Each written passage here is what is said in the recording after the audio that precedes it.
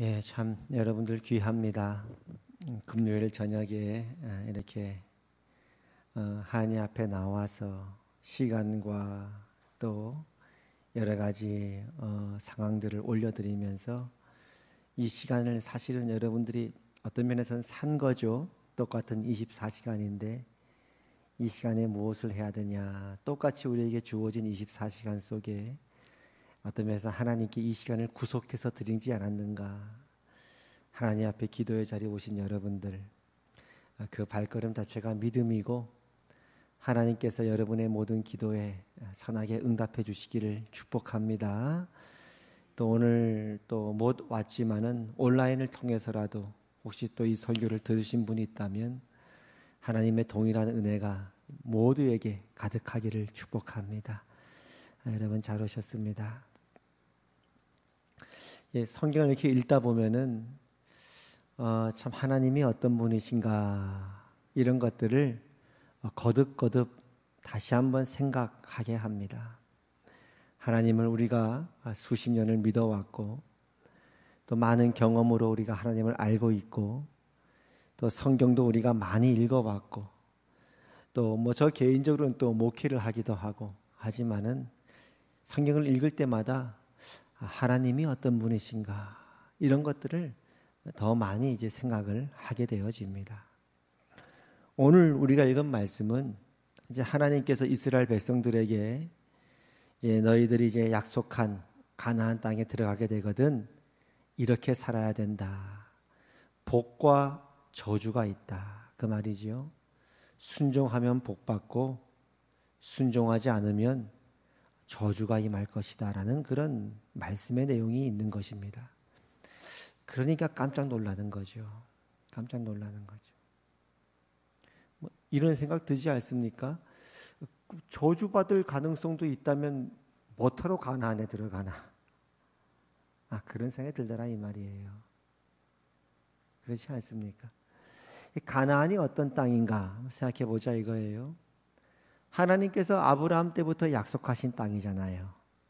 내가 이 땅을 너와 내 후손에게 주겠다고 아브라함에게 말씀하셨잖아요. 본토 친척 아비 집을 떠나서 내가 너에게 지시할 땅으로 가라 그래서 갔더니 거기가 가나안이었잖아요. 그리고 그 약속을 받고 이제 이스라엘 백성들이 조상이 하나님이니까 그 이스라엘 백성들은 훨씬 하나님에 대해서 어떤 그 혈통의 하나님이니까 더 가깝게 느끼지는 부분이 있죠. 우리 할아버지의 하나님이니까요. 예를 들면은 그 약속을 따라 이제 가나안을 향해 가는데 광야에서 40년 동안을 또 하나님의 훈련과 연단을 받았단 말이에요. 그러니까 오랜 기간 동안 기다려왔던 땅이 가나안 땅이에요. 드디어 가나안이구나. 아브라함에게 약속하실 때가 약 400년 전이었거든요. 400년 전이면 우리로 치면은 뭐 이순신 장군 시대쯤 되는 거예요. 하나님께서 이순신 장군에게 약속하신 조상에게 약속하신 땅이 이제 우리나라에게 주어졌다 이런 식인 거예요. 드디어 그 땅이 우리 땅이 되는구나. 더군다나 우리 바로 앞에 부모님들은 40년 동안 광야에서 방황하면서 기다려왔으니까요. 드디어 그렇게 약속하신 가나안 땅에 들어왔다 이거예요. 그럼 뭘 기대하겠느냐 이거예요. 그토록 꿈에도 그리던 가나안 땅이 왔으니까요. 학생으로 비유하자면 그토록 그리던 학교에 합격을 하는 것이고 또 취업 준비하는 취업 준비생의 입장에서 보면 그토록 기다렸던 회사에 취직하는 것이고 그리고 직장인의 입장에서 보면 드디어 승진을 하게 되는 것이고 꿈에 그렸던 임원을 다는 것이고 사업하는 분들의 입장에서 보면 드디어 사업이 성공을 해서 내가 원하는 어떤 모습의 형태를 갖추게 됐다 이 말이에요. 이제 드디어 이스라엘 백성이 그와 같이 가나안 땅에 입성하게 되는데 그럼 이제 그렇게 약속했던 가나안 땅에 들어가면 어떤 기대를 하게 되냐면 이전과는 전혀 다른 인생, 새로운 인생, 에덴 동산 같은 그런 어떤 행복이 주어지지 않을까 기대하지 않겠습니까? 하나님께서 약속하신 땅, 젖과 꿀이 흐르는 땅이니까요. 이제는 좀 마음 편안히 살 수 있겠다. 고생 끝났다. 이제는 행복을 누릴 수 있겠다. 그럴 거 아닙니까? 이 말이죠. 그러니까 제 안에서도 그런 기대가 있을 것 같고 또 예수님 믿으면 그런 우리가 예수 믿으면 행복입니다 얘기하잖아요. 그렇게 생각할 수 있는 거 아닙니까? 충분히.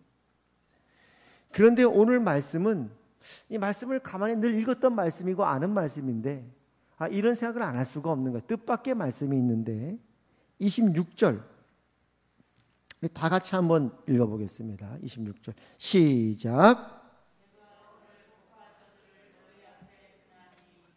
그러니까 가나안 들어가면 행복이 아니라 뜻밖의 말씀이라는 것이 복과 저주가 너희 앞에 있다는 거예요.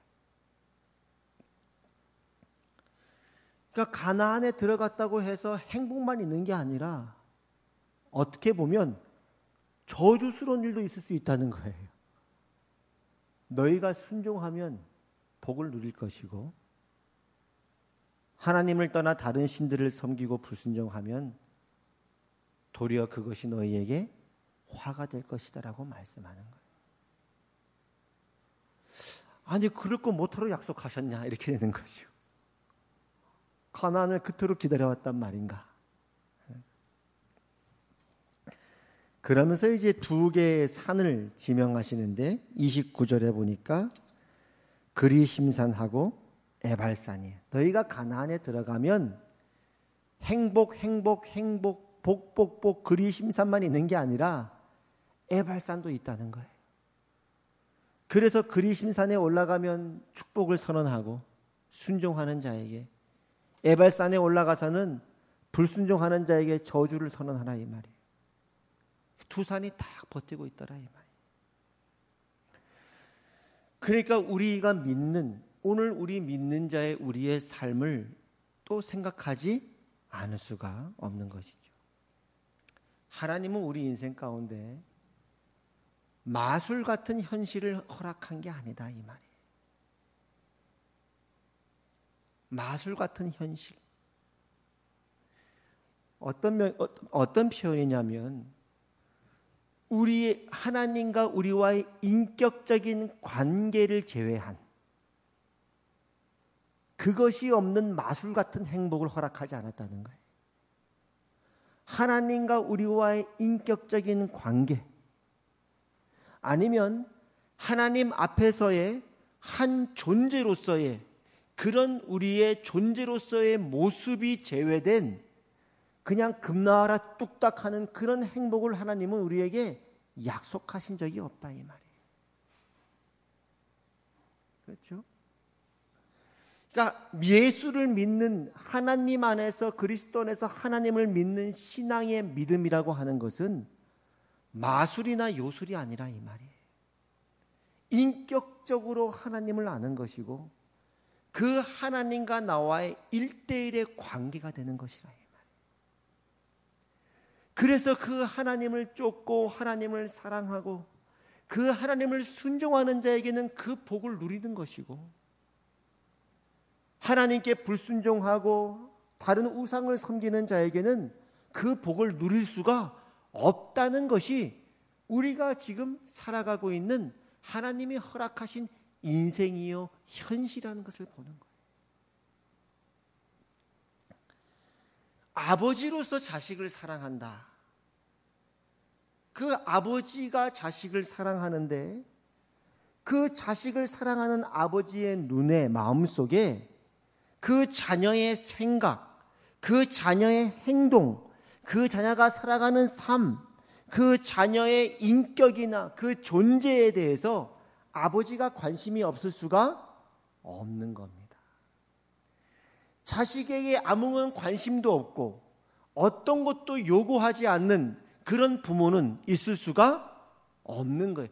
왜냐하면 아버지가 자식을 사랑한다고 하는 그 사랑이라는 것이 마술적으로 그냥 금나와라 뚝딱 하면 원하는 걸 다 준 그런 사랑이 아니라 그 자녀의 됨됨이, 그 자녀의 인생, 그 자녀의 인격과 존재, 아버지와 자녀와의 사랑과 신뢰와 모든 관계를 늘 염두에 두지 않고는 하나님의 사랑이라는 게 있을 수 없으니까요.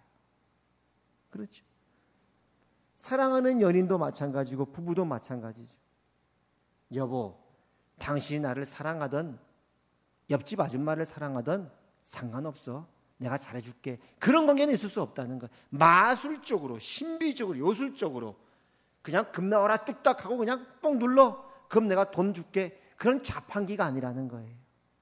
사랑이라고 하는 인격적인 관계 속에는 당연히 기대가 있고 요구가 있고 그 사람을 원하는 상대방의 사랑의 마음과 관심이 있을 수밖에 없다는 것이 하나님과 우리와의 관계 가운데 하나님의 그 사랑이 전제되어 있는 거예요.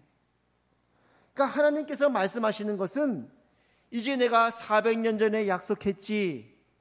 때가 되어서 가나안에 들어가게 되면 이제는 너희는 그냥 덩실덩실 행복한 삶만 있을 것이야 라고 약속한 것이 아니고 너희가 가나안에 들어가거든 지금까지 너희가 나를 알았고 나의 약속과 신실함을 알았고 너희를 향한 나의 사랑과 애정과 관심을 알았으니 너희도 나를 사랑하고 너희가 그렇게 하나님과 신뢰하고 사랑하는 관계 속에서 살아간다면 너희는 그 복을 누릴 수가 있을 것이야 라고 말씀하는 거예요.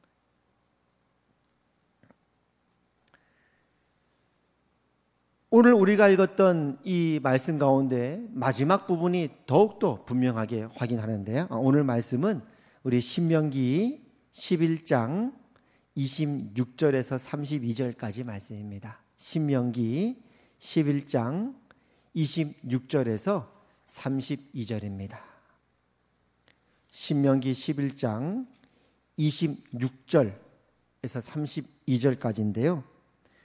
11장 31절 한번 봅시다. 11장 31절 이렇게 말씀하세요.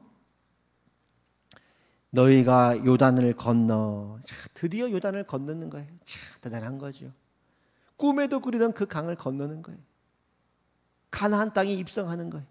요단을 건너 너희의 하나님 여호와께서 너희에게 주시는 땅에 들어가서 그 땅을 차지하려 하나니 반드시 그것을 차지하여 거기 거주할지라. 너희는 들어갈 수밖에 없다. 그건 막을 수가 없다. 반드시 그 땅은 너희 차지가 될 것이다. 그러니 너희는 이제 아무 근심, 걱정, 염려 없는 그저 행복을 누려라 라고 말하지 않고 그 다음 이렇게 말하는 거죠.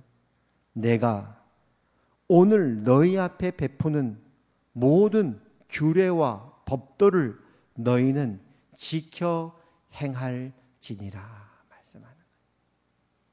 하나님을 사랑하고 하나님을 신뢰하고 그 하나님께 순종함으로써 내가 너에게 허락한 그 복을 너희는 누리며 살도록 하여라.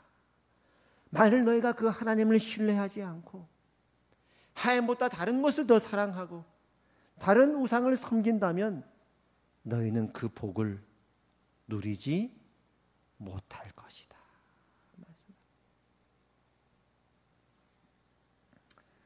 그렇다면 오늘 우리가 믿는 하나님이 어떤 분이신가 가만히 묵상해 봅니다. 내가 믿는 하나님은 어떤 하나님인가? 하나님은 우리를 너무너무 사랑하시는 하나님이십니다. 어느 정도로 여러분을 사랑하시는가? 당신의 아들을 아끼지 아니하시고 여러분을 위해 내어주신 하나님입니다. 모든 걸 다 주신 하나님이십니다. 그 하나님은 이렇게도 표현할 수 있습니다. 예수님만큼이나 우리를 사랑하십니다. 예수님만큼이나 여러분을 사랑하십니다. 그 하나님께서 이번 한 주 동안도 여러분과 함께 하셨고 여러분을 먹이셨고 여러분을 입히셨고 여러분을 돌봐주신 하나님이십니다. 그리고 우리에게 가족도 허락하셨어요. 아내도 허락했고 남편도 허락했고 자녀도 허락했고 손주도 허락하셨어요. 지금까지 이런 복과 이런 은혜들을 누리게 하신 하나님이십니다. 그리고 하나님은 우리에게 일자리도 주셨어요. 일할 수 있는 일자리도 주셨고 또 그걸 감당할 수 있는 지혜도 주신 하나님이십니다. 우리 각자의 처소에 맞게 하나님이 우리에게 필요한 것들을 공급하신 하나님이십니다. 지금까지 우리는 그 은혜 안에 살았고 그 은혜가 아니면 살 수 없는 걸 알기에 오늘 이 밤에도 우리가 하나님께 나와 우리의 기도와 간구를 아뢰는 것 아니겠습니까? 바로 그러하신 하나님께서 오늘 우리에게 말씀하시는 거예요. 너희가 가나안 땅에 들어왔구나. 나의 자녀가 되었구나. 내 백성이 되었구나. 내가 너를 이렇게 사랑한다. 그러니 너도 나를 사랑하고 나를 신뢰하며 순종하며 살도록 하여라 라고 말씀하는 것이죠. 그렇게 감사하며 기뻐하며 혹시 너 안에 우상이 있거든 그 우상을 제거하고 하나님보다 더 사랑하는 것이 있다면 그것을 제거하고 하나님만을 사랑하고 신뢰하도록 하여라. 그리하면 너희는 내가 너에게 허락한 모든 복들을 더욱더 풍성하게 누릴 것이고 세상이 줄 수 없고 알 수 없는 기쁨과 감사한 풍성한 인생을 살게 될 것이다 라고 말씀합니다. 하나님은 이미 우리에게 복을 주셨습니다. 그리스도 예수 안에서 믿음으로 말미암아 하나님의 자녀가 된 그 복을 허락하셨습니다. 그런 우리에게 우리가 그 하나님을 계속적으로 신뢰하며 하나님과의 관계 가운데 그 하나님을 사랑하며 순종하며 살아갈 때 하나님의 그 은혜와 복은 얼마나 더더욱 더 풍성하겠습니까? 그게 바로 은혜 위에 은혜로라. 여러분이 복되길 바랍니다. 여러분의 인생이 풍성하기를 원합니다. 지금까지의 인생보다 더욱더 풍성한 영과 육의 은혜를 누리며 풍성한 삶을 살기를 원합니다. 거기에 하나님은 말씀하십니다. 하나님을 사랑해라. 하나님을 신뢰하라. 그 하나님께 순종하며 살라라. 그러면 너희는 더욱더 풍성한 이 복을 누리게 될 것이다. 은혜 위에 은혜로라. 그런 은혜가 있기를 바랍니다. 그렇다면 오늘 이 밤에 우리 이렇게 기도할 수 있습니다. 하나님, 저를 하나님의 자녀로 삼아주시고 하나님이 저의 아버지가 되어주시니 감사합니다.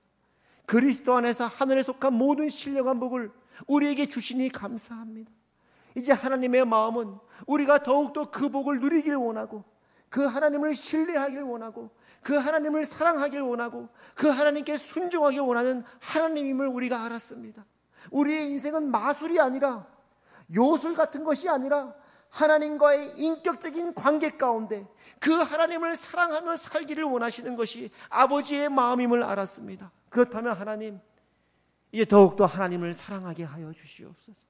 하나님을 더욱더 섬기게 하여 주시옵소서. 하나님께 순종하게 하여 주시옵소서. 그러함으로 하나님의 허락하신 은혜 위에 은혜를 누리며 살아가는 복되고 복된 풍성한 삶 되게 하여 주시옵소서. 그렇게 함께 기도하며 아버지 앞에 나아가시기를 바랍니다.